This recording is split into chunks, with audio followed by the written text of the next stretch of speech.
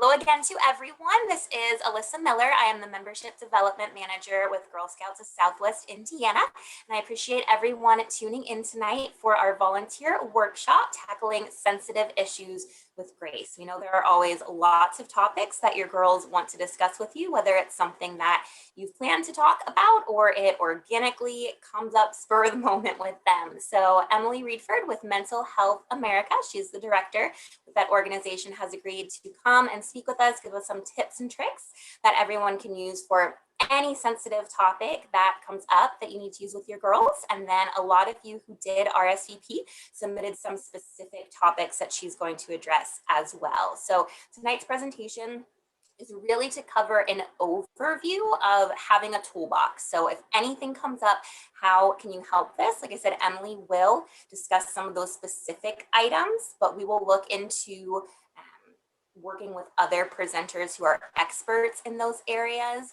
for their own presentations at a later point in time. So without further ado, I would like to introduce and welcome Emily Reedford. Thank you so much for being with us today, Emily. Yeah, thanks for having me again. I appreciate the opportunity to talk with you all and share some information and get started. So I think we will just jump right in. I'm gonna share my screen here and we can get started. Okay, so everyone can see that, I'm guessing, so if you can't, just throw that in the chat. But yeah, so the title of the presentation tonight is Having Tough Conversations. And I love the tagline there, Alyssa, handling that with grace, because I think sometimes that's the art and more instead of more of the science. But having tough conversations, and that's how we're gonna start our evening tonight, and kind of exploring some how-tos and what not to do's and what happens if and when. Okay, and now this doesn't seem to want to advance here, so let me try this one more time.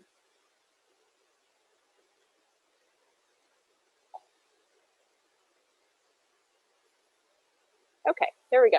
So here's my contact information. As Alyssa mentioned, I'm coming from Mental Health America, serving the Vanderburgh County affiliate here in our local community. There's my contact information if you're looking for more information, wanting copies of the slides and that kind of thing. We can certainly facilitate that.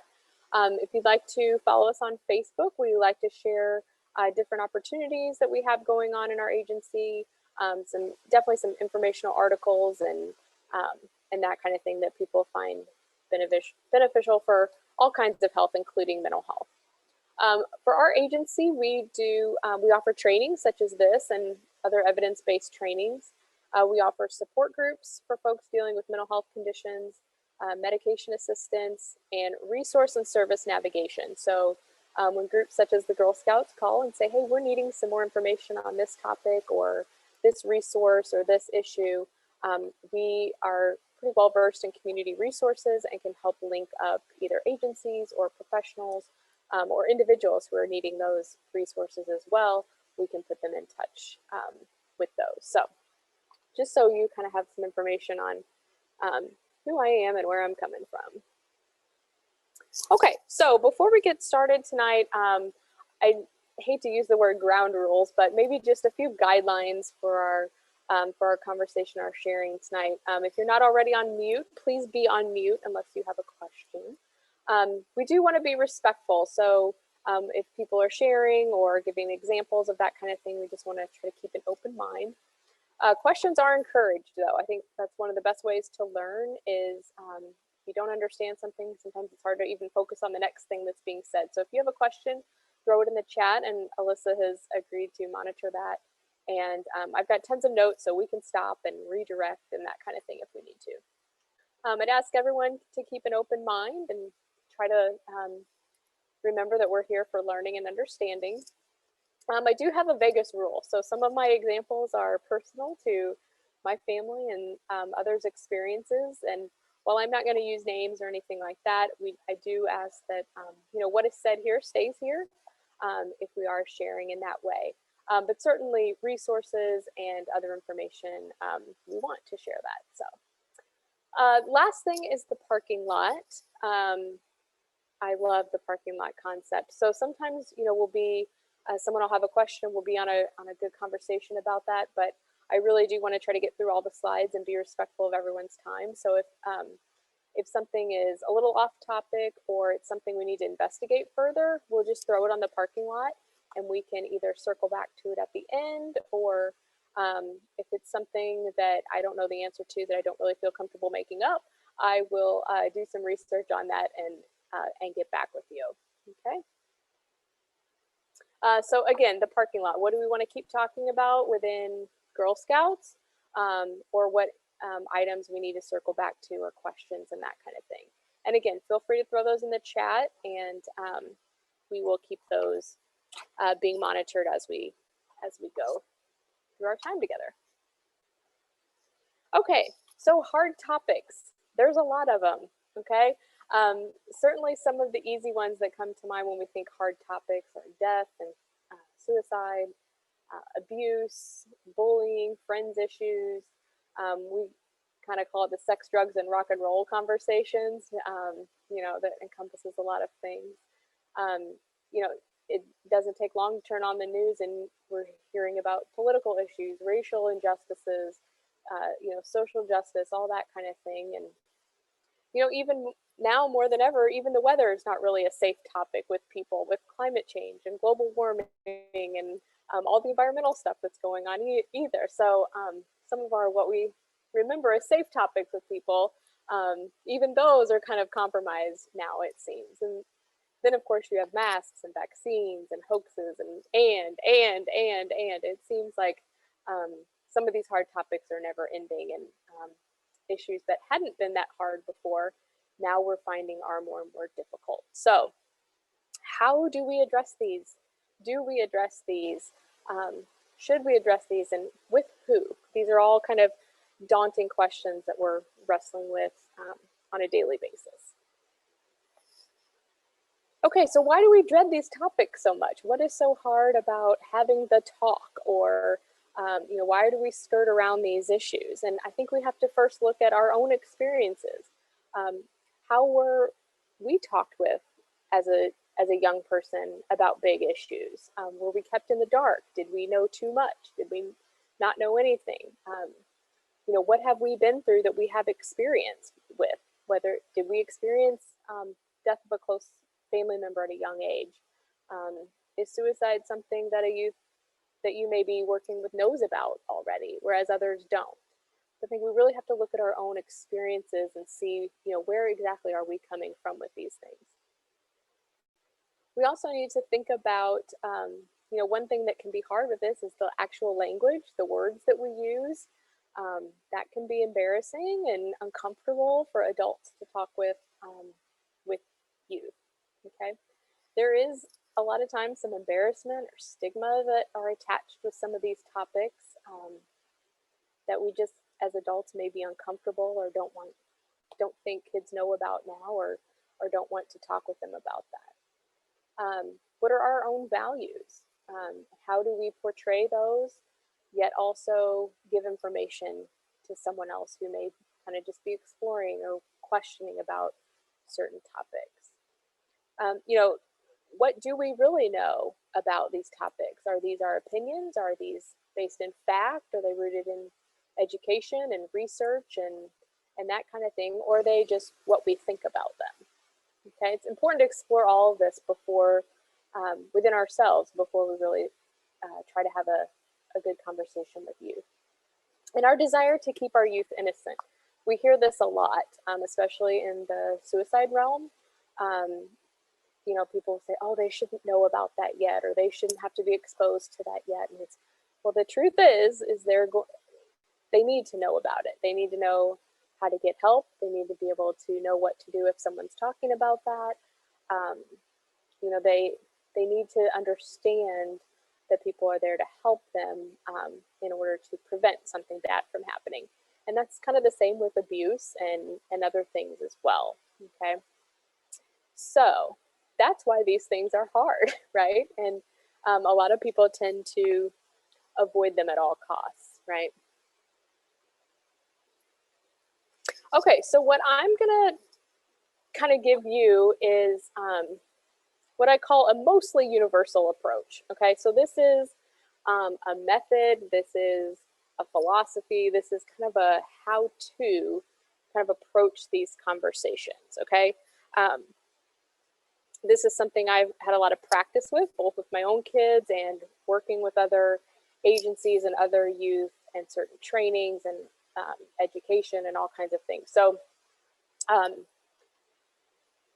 this is just kind of a how to do this. And, I understand that some of these conversations can be planned and well thought out and done in a kind of a controlled environment. And sometimes they happen organically or randomly or when you least expect it. So we're going to explore these tips a little bit. And then we're also going to talk about that, well, what if, or what if I say the wrong thing, and that kind of thing. We'll kind of explore some of those concepts as well. So my first kind of piece of advice that I give to adults is, especially if they're dealing with their own children in this instance, is start these conversations early in the youth's life. Okay, start when they're babies, especially if you're going to be. This is the perfect opportunity to get comfortable with language and words, and this is a great time to practice what you're going to say when the baby doesn't really know yet. Okay, so they can't judge you, they can't ask you a trick question or anything like that. And actually, we started doing this in our house fairly early on when our boys were little. We started getting comfortable saying, I'm gonna change your diaper now. We're wiping your penis. We're wiping your bottom, and really kind of getting comfortable with that language and starting them early. Okay, early in their life. The next kind of criteria here is age appropriate. Now, this is going to depend a lot on the individual child and that kind of thing. Things like the child's maturity level. Okay, we can talk with our 8-year-old a little bit differently than we can talk with our 5-year-old. Okay. You also need to think about their life experience. Okay, so some kids have seen a lot of chaos in their, let's say, 10 years of life. Others may not have had anything really traumatic happen to them yet. So you need to kind of keep in mind their background and what they've experienced when you're talking to them at an age appropriate level. This also is going to encompass things like what is their developmental age? Okay, are we dealing with a child or a youth who has a learning disability or other kind of developmental delay that may alter how what words you use, what concepts you introduce, and how you have these conversations. Okay, so keeping it age appropriate. Okay, the third criteria here is honesty. This is probably the most important. Okay, when you're honest with someone, especially a youth, a teen, a young person, your credibility is significantly increased. And because what we know happens is people have access to information at their fingertips, literally, with phones, with the internet, with the access to information that we have now is unlike any other. So the truth is that kids will find the information that they're looking for. We really try to encourage this with people who've lost someone to suicide specifically. Sometimes adults tend to want to protect kids and, oh, they shouldn't know about that yet, or we're going to tell them that, grandpa had a heart attack instead of killed himself. What happens is, in most cases, not everyone will agree to that secrecy, and someone will slip up, or that child will hear about it in another way that they're not prepared for. They'll hear about it at school. They'll overhear a conversation between two other adults, or they'll simply find it somewhere else, medical records, in the paper, something like that. They usually will find out. And in most cases, in my experience, we've seen those youth be very angry that they were not told the truth and that they were lied to, and they can't It doesn't matter that someone was trying to protect them from that information. Okay. Again, when you're being honest with someone, you can screen out some gory details or something that may seem inappropriate to tell them. You can definitely screen that out, keeping in mind that age appropriate criteria as well. So, suicide is one instance where that honesty is really, really critically important. Okay. Also, you do want to make sure that, again, specifically with suicide, that those youth are able to access the right services that they might need in the future. Okay, so really you're doing prevention of a potential other suicide when you're being honest with them about what happened to someone that they know and care about. Okay, so honesty is incredibly, incredibly important, really specifically with suicide, but in all cases. The next kind of point here is often/ongoing. Okay, so really I encourage adults and parents to take any opportunity that you have to talk to your kids or a young person or your youth in your life about big topics. Okay, these conversations, you shouldn't have the birds and bees conversation one time when a kid's 12 or when they ask about it. These should be ongoing communications that you have with the young people in your life. Okay, and that'll give you a chance to further the conversation, add more information if necessary, and to keep understanding what they think and what they know about a certain topic too. We'll get into that a little bit later too. Another kind of best practice is to do these in person. Okay, you can over the phone if that's if your kids are maybe they're at their other parent's house or something like that, but we do want to keep in mind body language and actually being together when we're ending these conversations. Sometimes it's good to have a hug together, or to be able to physically see someone, to see that their body language is exuding things, that they are comprehending what you're saying, they're understanding, they're feeling loved, they're feeling heard, and all those things that go into body language. Okay, so sitting in the same room together, no one's on their phones, maybe the TV's off or muted, you don't have any other distractions, and it can be a good quality conversation. Some parents take the opportunity here to do these conversations in the car when they have a captive audience, and that's okay too, depending on how heavy the conversation is, and how many times you've talked about this issue. If it's the first time and it's typically bad news, I would want to do those in person in more of a controlled environment, where because the car can be a big distraction too. But anytime you can talk to your kids and get good conversation is a time to do that. So the last piece here is in a time of calm and not crisis. Okay, so we know that the human brain cannot process information, especially new information, as well as they can in chaos versus in a time of calm. Okay, so anytime you can have these conversations in a time of calm, meaning not immediately after the crisis or the situation, but have them, again, kind of on a loop, ongoing, right? A lot of times people want to do this after a death of any kind, really. But again, going back to suicide, a lot of times people will want to have school assemblies and information nights and speakers about suicide immediately after a suicide death has occurred.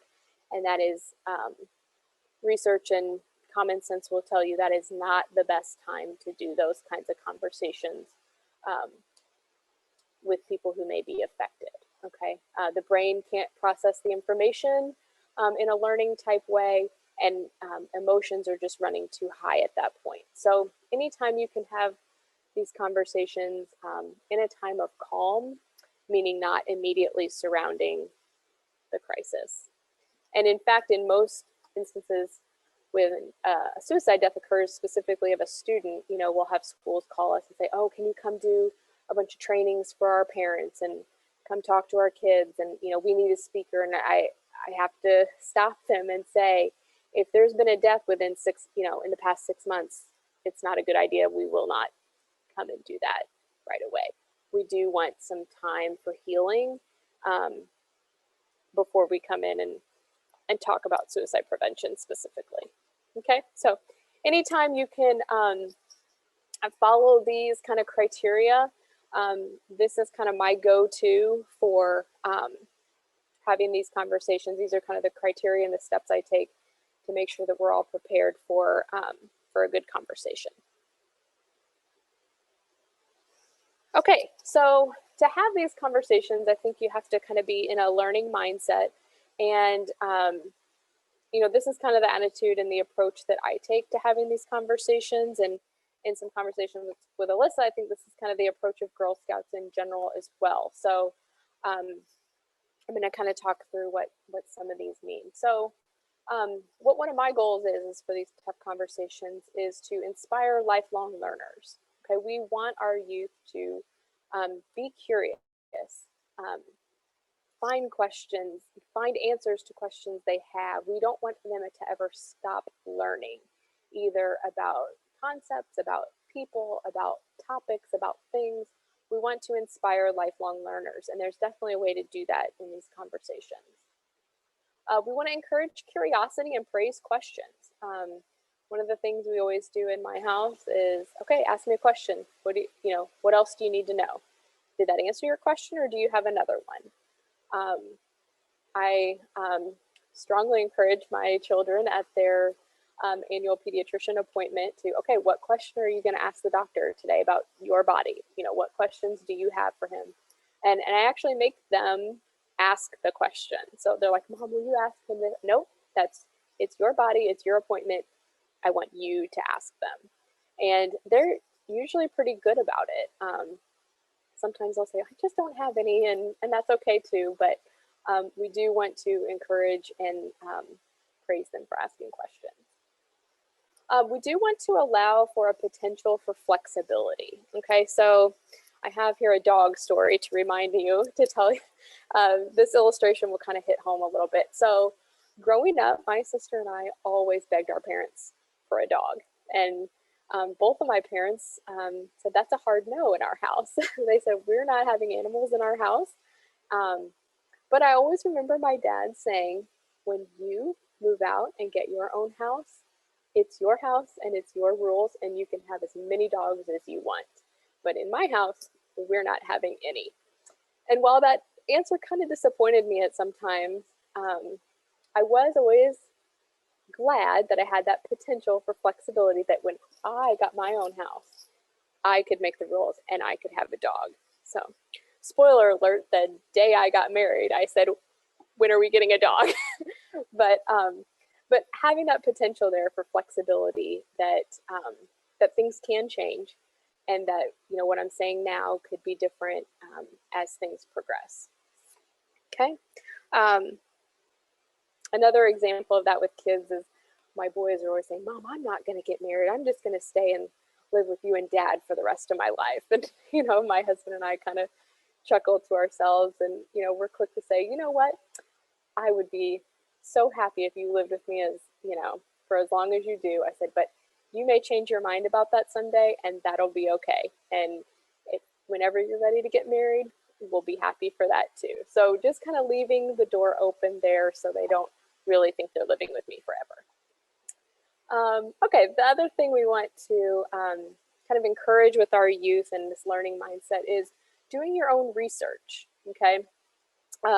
We've heard a lot about that socially and with other platforms, but really, not just relying on what someone told you or what you heard or what you think you interpreted from something, but really looking in and doing your own research and finding it for yourself. And I think this is incredibly important for our young girls to understand, what is considered a good resource? What is considered a reliable source of information?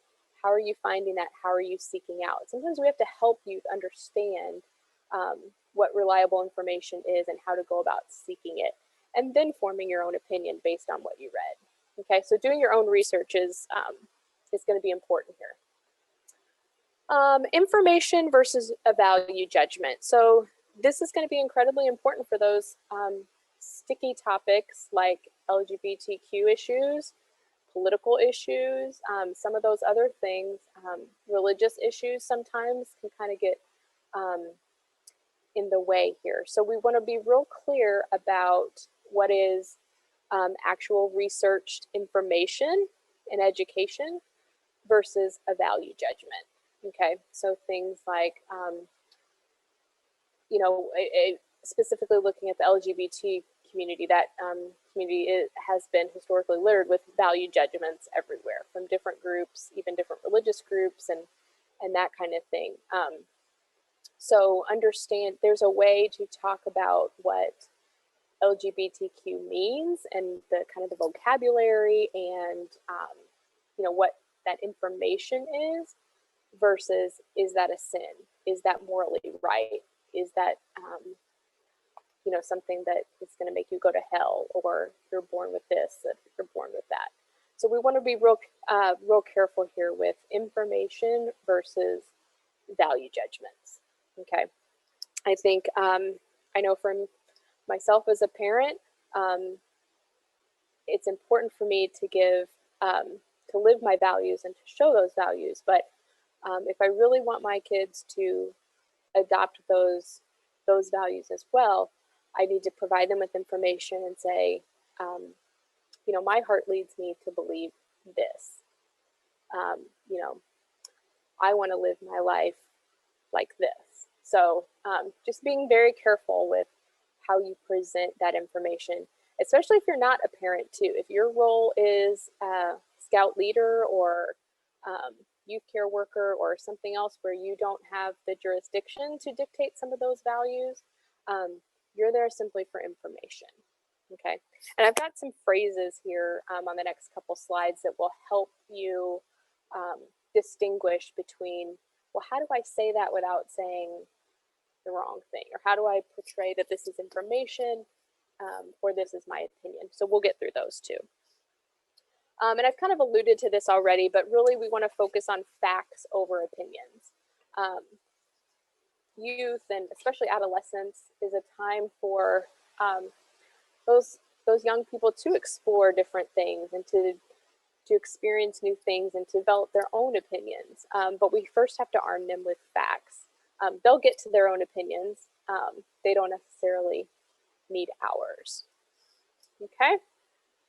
So this is kind of my philosophy, my approach, and these are kind of some of my goals for how I conduct these conversations.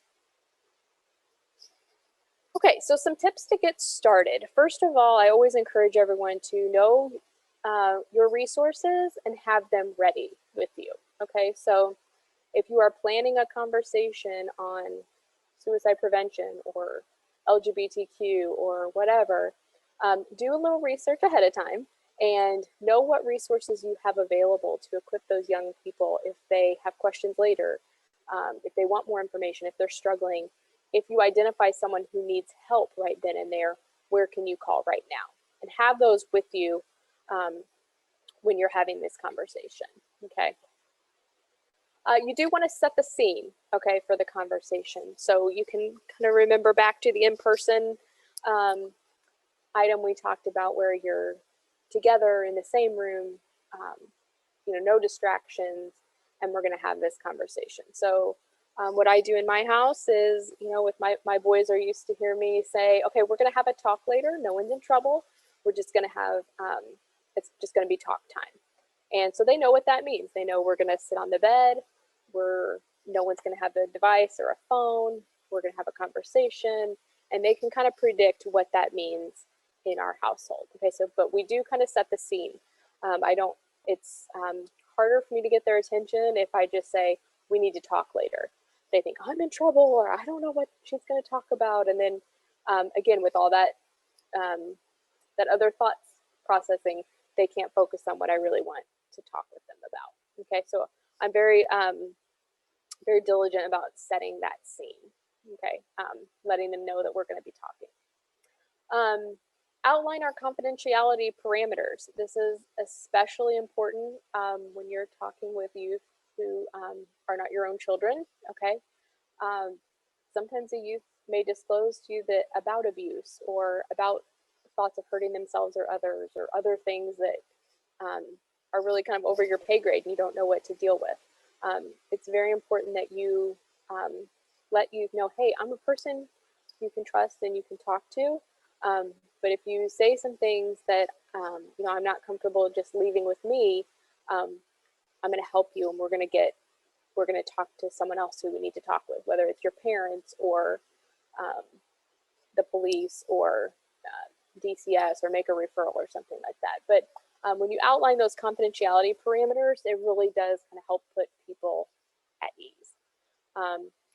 Even with my own kids, when we're having conversations, you know, in our set the scene, we kind of talk about this. I'm like, it's okay to ask me questions that where you have to say a bad word, or that it may feel funny to talk about, or, you know, if you have to tell me what someone else did or said, you know, this is a safe place that we can talk about that, and you're not going to get in trouble for saying that word, or, you know, but, you know, and we tell our kids too, you know, this is information that you're going to hear from us. We're going to tell you the truth, but we don't need to talk about it around other kids, or that kind of thing. So we do kind of set those confidentiality parameters where it's applicable. And you do, especially with your older kids, you want to acknowledge your own limits. Okay, so especially with confidentiality matters, you know, it's perfectly okay to say, you've shared some things with me that are really hard, and I don't feel like they can stay with me. We need to talk to someone else about this. We need to tell your parents about this. We need to kind of move this up the food chain a little bit. And it's perfectly acceptable to say, you know what, I don't know that answer. I don't have that answer yet, but I can help you get there. Okay, acknowledging your own limits. Okay, believe me, that goes a long way with youth. Okay, so having the conversation. So everyone always asks me, well, how do you start? What do you say? Do you crack a joke first? What do you say? And the first thing I always say is something I ask. And I really try to open it up to the youth. I mean, I mentioned my boys are 8 and 5. So a question that I always start with is, tell me what you know about the topic. Okay. Usually youth and kids are very eager to tell adults what they know. Okay. It makes them feel knowledgeable. It makes them feel important. They usually like to talk about what they know.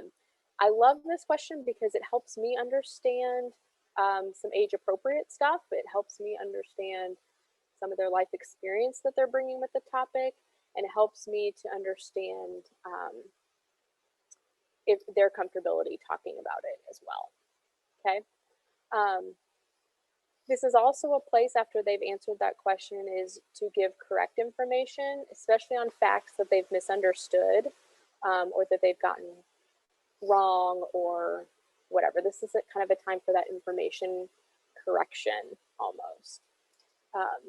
We see this a lot of times where there's school incidents where, you know, maybe something happened to another student, and this is kind of where the rumor mill is flowing, and they may have heard something from another student, a friend, you know, maybe someone overheard a conversation, that kind of thing. This is your opportunity to say, well, in the letter that we got home, this is what the principal said happened, or this is how it was explained to the adults. So this is a perfect time to correct information on anything they've misunderstood or weren't really sure on. After that, I would want to validate their feelings. So, well, what did you think, or how did you feel about hearing this, or going through this, or whatever, and letting them take some time with that. Sometimes they're like, you know, they have to think about it. So be comfortable with that silence for a minute, but validating that and saying, you know, yeah, that must have been hard, or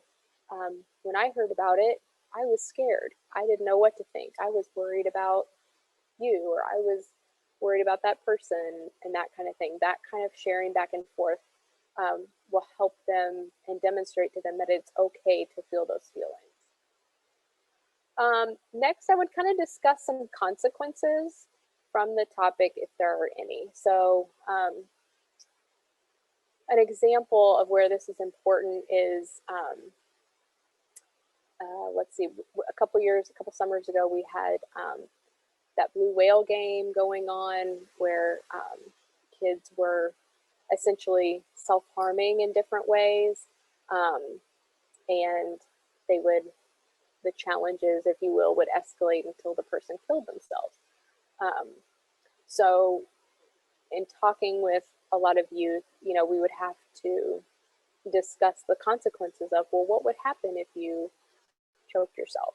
What would happen if you drank a bottle of, you know, dishwasher soap? Or what, you know, what do you think would happen if someone didn't intervene with you then? So kind of discussing those consequences, just so youth can kind of understand that their actions and things like that do have consequences sometimes, a lot of times, but can be irreversible in some cases. The next thing I kind of do is explore solutions or options. So what I do with my own kids here is we kind of role play a little bit. So I ask them, well, what should have happened instead of this? What else could that person have done? Could they have talked to a teacher? Could they have told a parent? Could they have found their coach?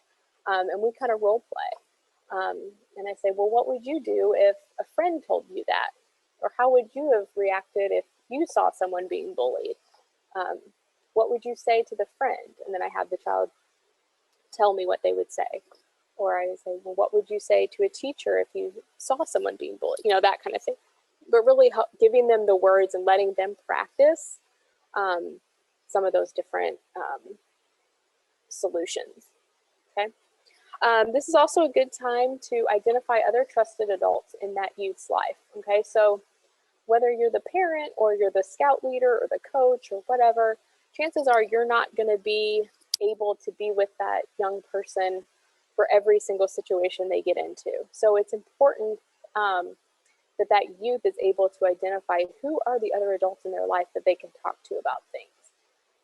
Who else can they go to in their life at school? Do they know where the guidance counselor's office is? Do they know their person's name? Do they know where their office is? Do they know how to get a pass to go see them? Those kinds of things you can help identify for you. And again, if you don't know an answer to the question, or you don't know where that guidance counselor's office is, or you don't know the resources that they're asking for or needing, research those together, okay? Okay, our words matter. So we wanna make sure that, that we're remembering those words and how important they are when we're having these conversations. So I like to use a strength-based approach, and this is going to include how we think about and how we talk about mental health. Sometimes there's a little pushback about, oh, everyone's so PC now, and you know, you can't say anything. And it's really not about being more PC. It's about, like it says on the slide, honoring someone's lived experience and being respectful to others' conditions. So the words that we choose to use have power and they do carry significance. So we just want to remember that as we're going through this. So these are some examples of some strength-based language, and I'm going to point out a couple of these that I think are really good. So you have a say this but not that list on the slide here. So one of my favorites here is this word yet. So look about the third one down. And instead of saying you can't possibly understand this right now, or you can't talk about that in that way, or you can't experience this in that kind of way, one of my favorite phrases is you haven't yet been able to. And that word yet allows for those changing circumstances that we talked about later. And it doesn't completely close someone off from a possibility, okay? It doesn't say you're never going to experience love. It doesn't say you're never going to understand that. It doesn't say you're never going to be able to do X, Y, or Z. It's just saying you're not there yet. Okay. And I say this a lot with my kids, when we're doing our tough conversations. I say, I'm going to tell you what you need, what an 8-year-old needs to know about this. And as you get older, we're going to keep talking about this. And if I think there's something that a 12-year-old should know, we'll talk about it when you're a 12-year-old. If there's something that a 16-year-old would need to know, that'll be a different conversation, and we'll talk about 16-year-old stuff. But right now, we're going to talk about 8-year-old stuff. So I love this word yet because it leaves you open to endless possibilities, okay? Some of this other stuff is kind of the just be positive and just be happy. That's kind of considered some toxic positivity. And it really just doesn't allow for someone to feel those negative emotions that really are uncomfortable for others to hear sometimes. So instead of saying just be positive or positive vibes only, I know a lot could go wrong, but what could go right? Okay, and this is going to help someone to to acknowledge that, it's not going to be all, rainbows and sunshine all the time, but it can be, and it can get there. Okay, so just some examples there. Okay, this is kind of more specific to the mental health realm, but important nonetheless. So how we talk about mental health is incredibly important to someone being able to get help. So instead of talking about a youth as high risk or high need, we want to talk about them as a person with lived experience. Instead of a troubled kid or something like that, a youth with a hard past. Just call it what it is. The disabilities community is is really taking some strides in this person first language. Instead of saying that autistic kid or that paraplegic, we say the child living with autism or the person using a wheelchair. Okay, so they're not identified and their whole identity is not based on their physical condition. You can kind of see over there, instead of saying things like my schedule is crazy or the weather is bipolar, we want to say things like my schedule's hectic or the weather is changing fast, and that kind of thing. So just, again, words have power, words carry significance, and we want to be respectful with how we're talking about all things, but in particular with mental health, because it can carry some stigma. Sorry, I'm trying to check my time here.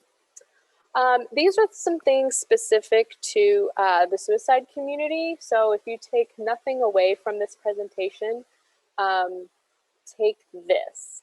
Please try to stop saying committed suicide. The term committed leaves us with the connotation of a sin or a crime, and suicide is neither. Suicide is a personal choice.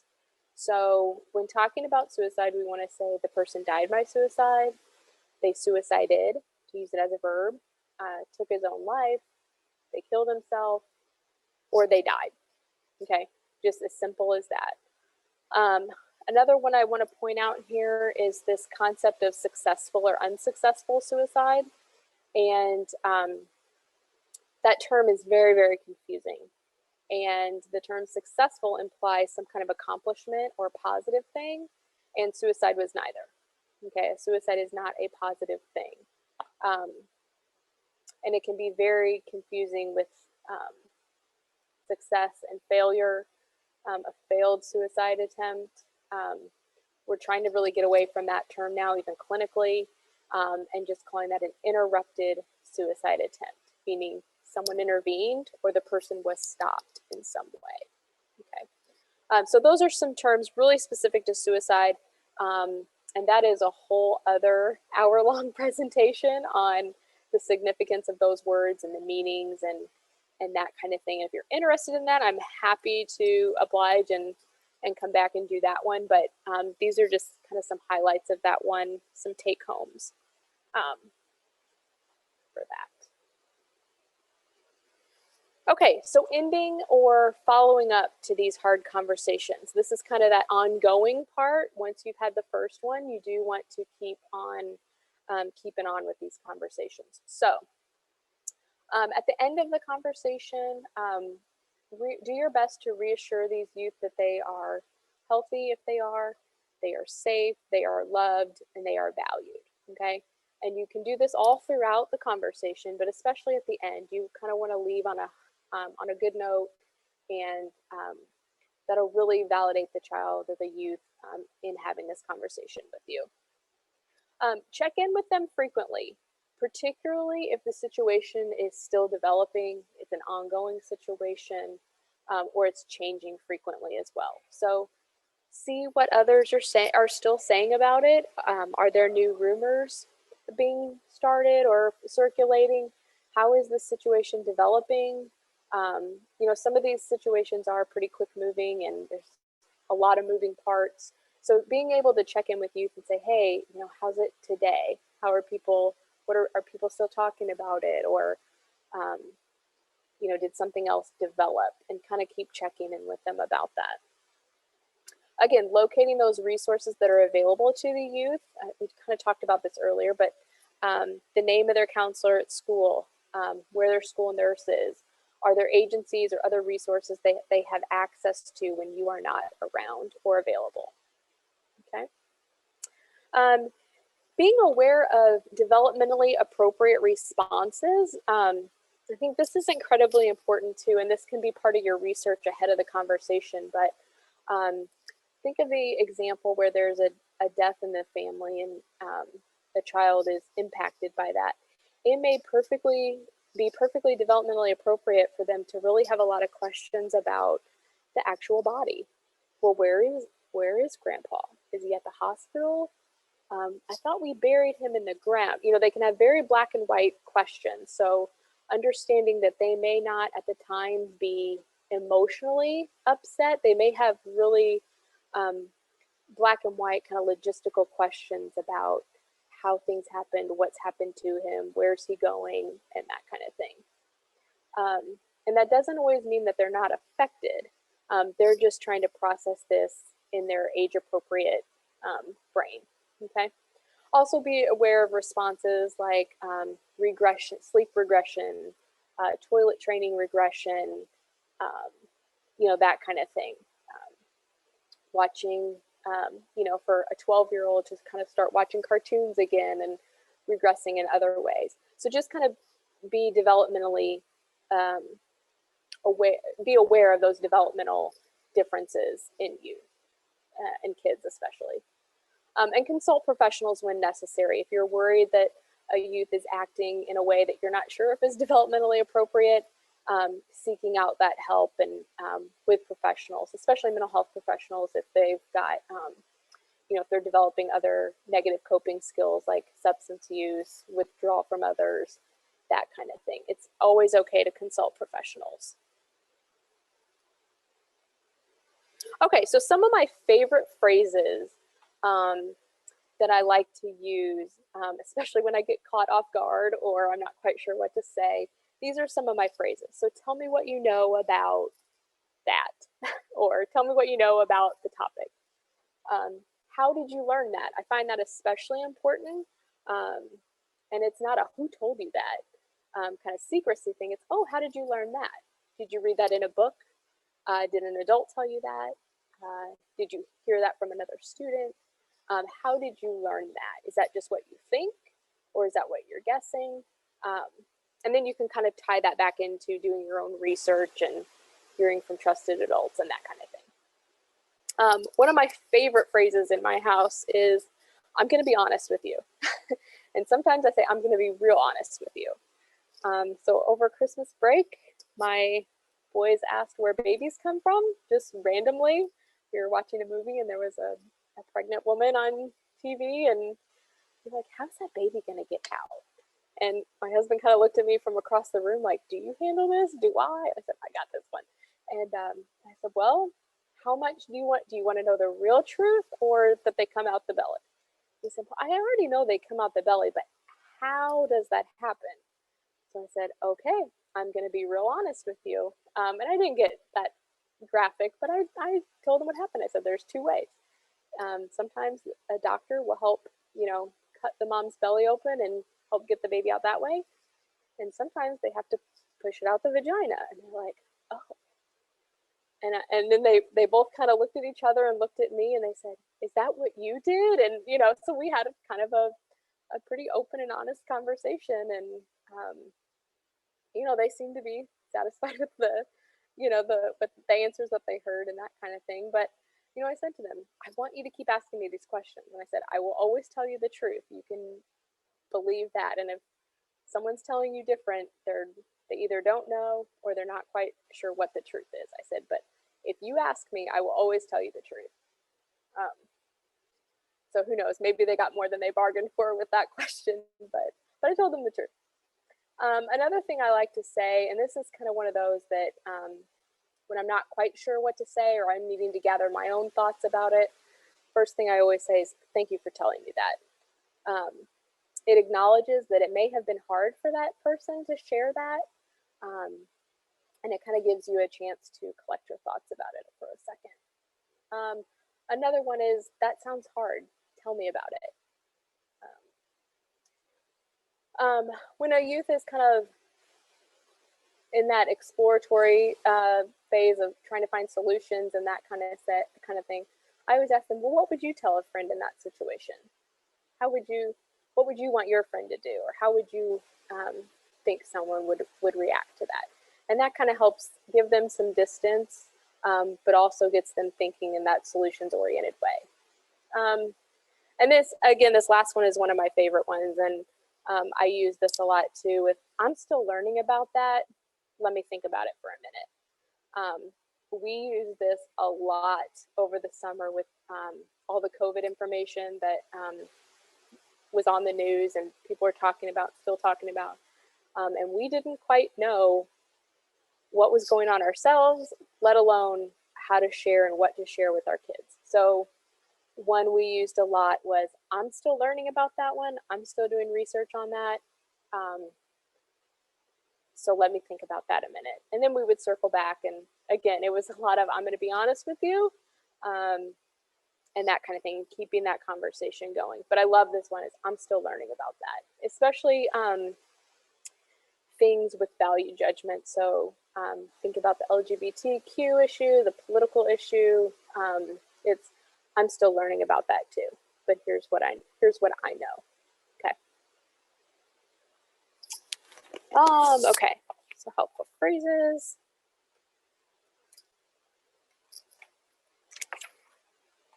All right, and this is kind of underscoring the importance of modeling behavior.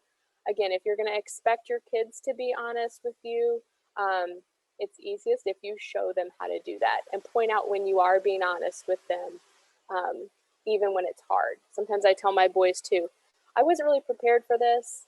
You know, this is kind of a hard thing to talk about, but we'll do it, and we'll do it together."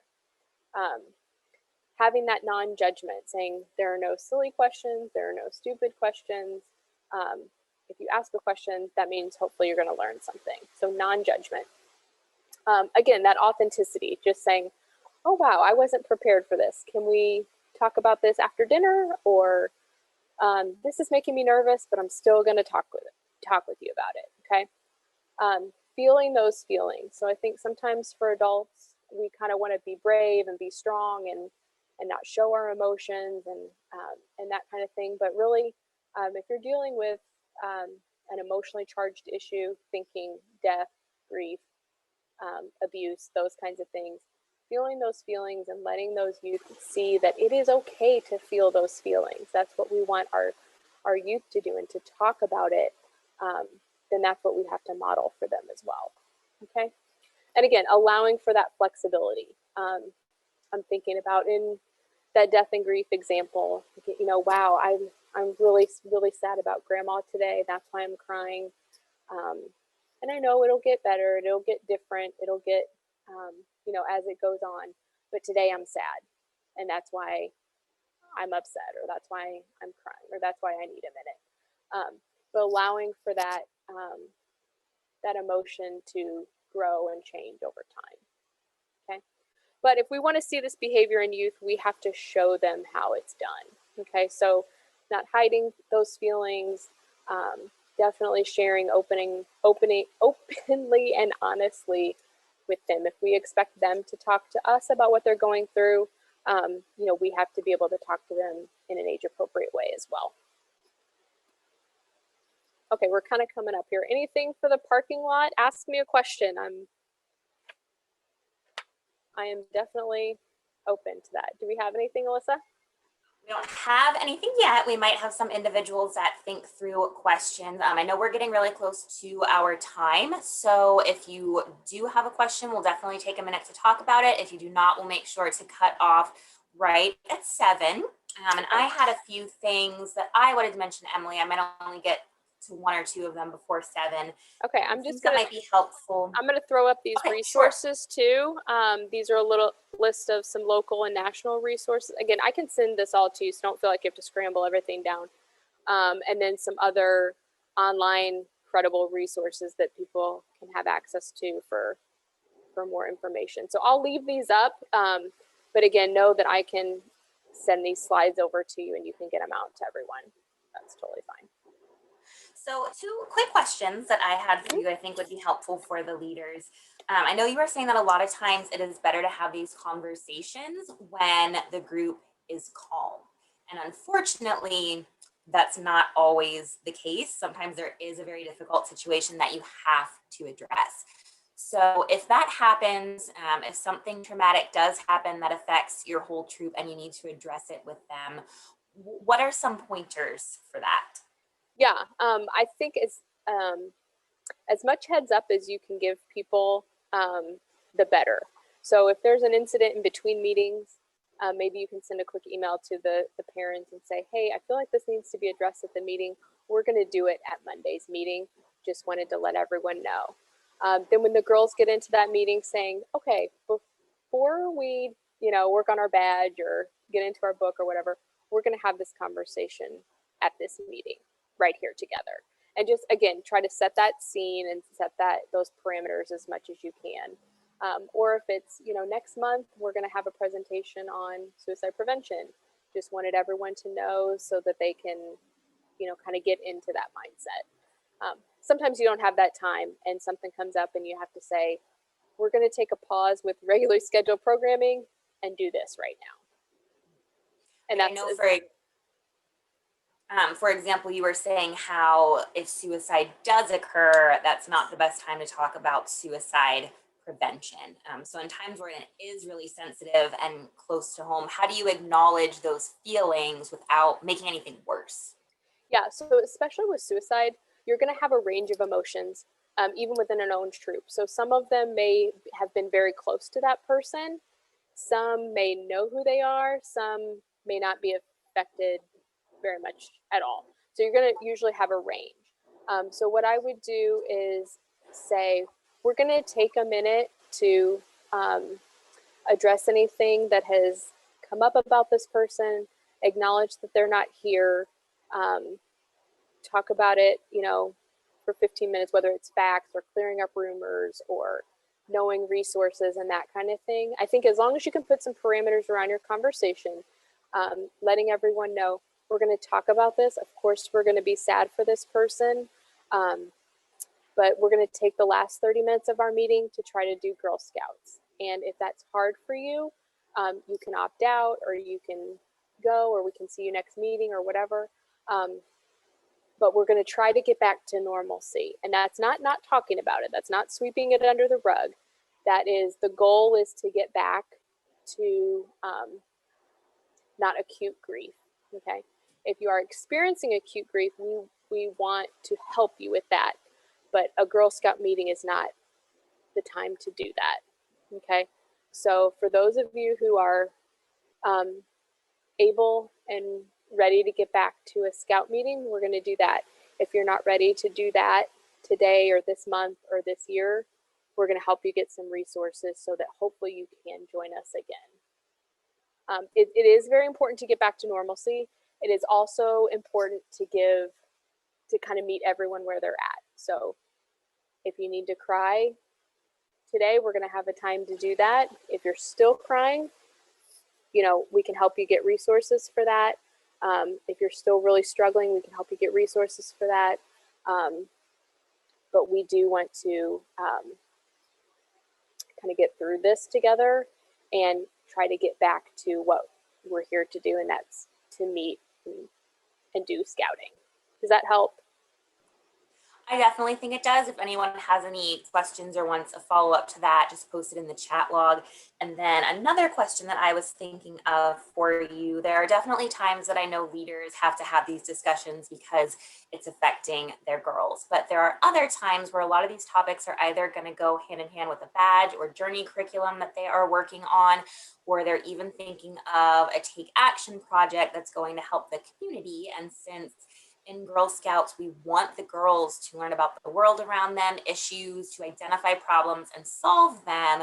There are times that as a leader, as a role model, you're going to want to introduce these topics to girls. Now, anytime we address any of these sensitive issues, if it's not a quick, 1 minute spur of the moment kind of thing, we do want the leaders to fill out a sensitive issue permission form to let council know we can help you through it, make sure you feel prepared, and we want the parents to know as well. So if a parent does not want their child there, they can just say, okay, we're not going to attend that meeting, but you can still help all of the other girls who are present. So do you have any advice if you as the leader are the ones bringing up this topic, but you want to make sure it's going over smooth with the girls and with the families? It might even be, you want to see what topics the girls are interested in working on, but they keep giving you a lot of blank stares. So you're the ones bringing the hard topic to the table.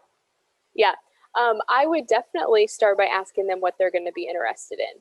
Some, depending on, of course, the girls in the troop, they may come with a lot of suggestions or they may not come with any.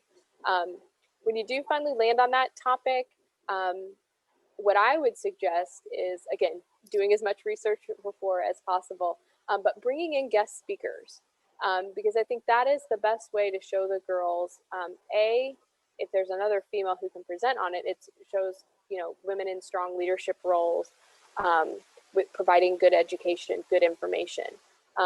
When you can bring in guest speakers, I think that you get the most credible information without some of the other stuff like value judgments and that kind of stuff. You're getting the best information. You're also exposing them to a lot of resources that may be available for further projects or more learning, or maybe they have an instance to get involved in some kind of volunteerism and that kind of thing. But yeah, I think as much as you can bring in a local expert again, that'll model good behavior for girls and they'll get that great information. But yeah, maybe sending a heads up email, or here are the top 6 things that people wanted to hear about. Let's vote on them, or that kind of thing. Well, it doesn't look like we have any other questions at this time, so we'll go ahead, respect everyone's schedule for the evening, and wrap up. Leaders, volunteers, if you think of anything that you want to discuss later on, you can contact Emily directly with her information that she posted here on this presentation. We will be sharing the recording for everyone, so you can have access to that. You're welcome to reach out to the council directly and say, hey, I need some additional help with that. And that's a part of our permission form as well, so we can make sure you are supported. I do have the list of topics that leaders said, we really need some more advice with this on our girls. So I'm going to be working with Emily to go ahead and identify some experts in that field that either we can set up some designated presentations on, or maybe they can just be available as needed. We'll see what everybody needs. But I love the idea of getting those other experts in there. Sometimes we feel like we have to take it on ourselves, and that's not the case, and can definitely even be more credible and a better role model if we show we don't have all the answers. We're going to have somebody else help us. So I loved all your ideas, Emily. I'm excited to share them with everyone. Thank you again, everyone, for attending. We're going to go ahead and stop the recording. If you think of anything else you need, let us know, and everyone have a wonderful evening. I'll get those slides over to you in the morning, Alyssa. That sounds great. Thank you.